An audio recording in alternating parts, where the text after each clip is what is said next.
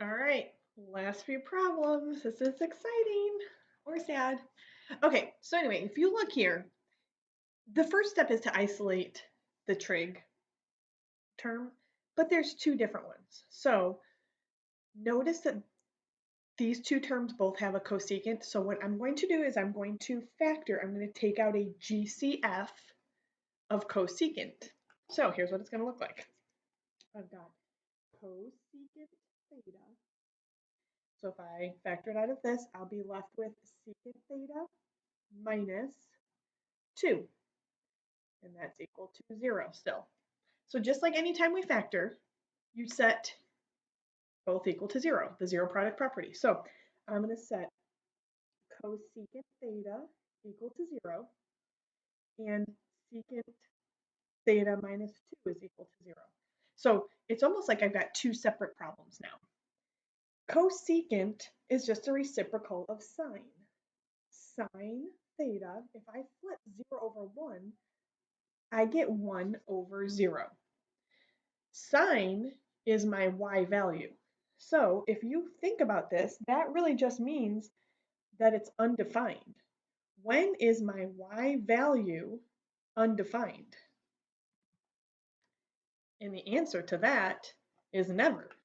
So that was just kind of some extra stuff that we didn't really need. So this is just, we can put like a big X through it. That's not gonna, sine is never undefined. Now, if that would have been tangent, tangent would have been like y over x, then I would have ordered pairs with a 1 and a 0. But if you look here, look at those y values. The y values are 1, 0, 1/2, radical 2 over 2, radical 3 over 2. Never will my y value be undefined. So I don't have to worry about that. That was just extra. Let's go ahead and get secant by itself. So I've got secant theta, add 2 to both sides, is equal to 2. Secant is the reciprocal of cosine. So if I flip that 2 over 1, I get 1 over 2. Cosine is talking about my x value. So I want to know, when is my x value 1/2? And that's a positive 1/2. So I'm going to make my graph here, and I want my x value to be positive. My x value is going to be positive here in this quadrant, or sorry, on the right side. So that up there, and it's going to be that right side of that bow tie. So my x value here is 1/2. If my x value is 1/2, that would mean that my y value would have to be radical 3 over 2. So here's radical 3 over 2. We need to try to figure out what reference angle goes with 1/2 radical 3 over 2. So you can go back and you can look at this. That's going to be this. It's going to be pi over 3 or 60.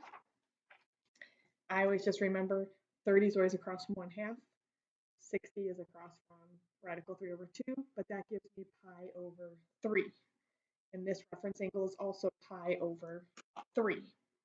So I can label this pi over here, but it's really not helpful this time because there's nothing going on over here. A full circle would be 2 pi. Since this is over 3, I would change this to 6 pi over 3. I've got two triangles. I'm going to get two answers. My first angle that I'm looking for here, theta, would be pi over 3. First quadrant's always whatever you get. And then I'm going to go almost a full circle, but not quite. So I'm going to have to do 6 pi over 3 minus pi over 3. And that's going to give me 5 pi over 3. Now, we could have gotten answers from this too, if that wouldn't have been so weird where the y value is undefined. I could have possibly gotten more answers. All right, let's take a look at another one here. Again, we have 3 tangent cubed. That's not a typo. That's 3 tangent cubed minus tangent theta. So again, I am going to, if I've got more than one, I am going to look for a GCF. So if I take out, that has a 3, that doesn't, I'm just going to take out a tangent theta. I'm left with 3 tangent squared theta minus 1. If I divide tangent by itself, it just gives me 1. I'm going to set both of these equal to 0. So I have tangent theta is equal to 0, and 3 tangent squared theta minus 1 is equal to 0. So again, I've set up two problems for myself here. Tangent, remember tangent means sine over cosine, or it means y over x. So when will y divided by x give me 0? It's going to have to be 0 over 1. So that means that my y value is going to be 0 and my x value is going to be 1. So let's just do that one first. I have zeros and ones on my quadrantal angles. So let's see, this ordered pair goes over 1 up 0. That's not quite right. Oh yeah, no, that is right. X is 1, y is 0. This ordered pair goes over 0 up 1. Remember, I need my x to be 1, so I don't want that one. Over here, I've got negative 1, 0. So if I do 0 divided by negative 1, that would also work because 0 divided by negative 1 is still going to be 0. Down here, I've got 0, negative 1. That doesn't work because then I'd be doing 1 divided by 0. That'd be undefined. So what are these quadrantal angles? This one right here would be either 0 or 2 pi. Keep in mind my directions don't want me to quite make it to 2 pi. So I'm going to take a 0-degree angle. And then over here, this is pi. So there's two of my angles. Those are the two that I want. So theta is equal to 0 and pi. And so technically that is also 2 pi, but so there's two answers. I haven't done anything with this 3 tangent squared theta minus 1 yet. So I'm going to add the 1 to both sides. So I've got 3 tangent squared theta is equal to 1. I'm going to divide both sides by 3. So I've got tangent squared theta is equal to 1 over 3. Whenever we have a squared, you have to square root. So right now I've got tangent of theta is equal to, don't forget that plus or minus, the square root of 1 is just 1, and then the square root of 3 is radical 3. Yes, I could try to simplify that and rationalize it, but I'm looking for a y value over an x value that's going to reduce to 1 over radical 3. So if you look back over here, it's going to have to be one of these two pairs because the radical 2 over 2, radical 2 over 2, that would give me 1. I don't want that. So if I want the y value to be 1, I'm going to have to look here at this, that 30 degree, the pi over 6. It's plus or minus. I'm going to use some of this white space down here. All right, so if I make my angles, it's plus or minus. So that means I've got my bow tie. I've got all 4 angles here. Remember, I wanted my y value to be 1/2 and my x value to be radical 3 over 2, because when I cross out those 2's, it looks like this. So my y value is 1/2. Really, that should be enough for you to get your reference angle, because remember, 30 is always across from 1/2, or pi over 6. You can look back into this again. So my y value is 1/2, that's a 30 or a pi over 6. All of my angles, all of my reference angles are pi over 6. You don't have to label that much here. All right, so that means I'm going to get 4 more answers. I've already gotten 2, but I'm going to get 4 more. So this first one right here is just pi over 6. So I've got theta is equal to pi over 6. Now I'm going to have to come to here. Remember, this is pi, so I'm going to change it to 6 pi over 6. So if I do 6 pi over 6 minus pi over 6, that gives me 5 pi over 6. You need to see the work for that. I did 6 pi over 6 minus pi over 6 to give me 5 pi over 6. In the next quadrant right here, it goes past. So this time I'd have to do 6 pi over 6 plus pi over 6, and that gives me 7 pi over 6. You guys should see that we're going to start to get a lot of the same answers. There's not too many different answers you could get. If I do that very last one where I go almost around the whole circle, that gives me 2 pi.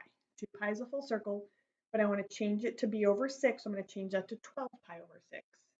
So if I have 12 pi over 6 and I chop off one of those pi over 6's, that's going to give me 11 pi over 6. So we actually got 4 answers from this tangent squared, and then we got 2 answers from the tangent was equal to 0. So we actually got 6 answers. So all of these are my answers if you want to put that all together, 0 and pi. Lots of answers on that one. One more problem. We can do this. All right.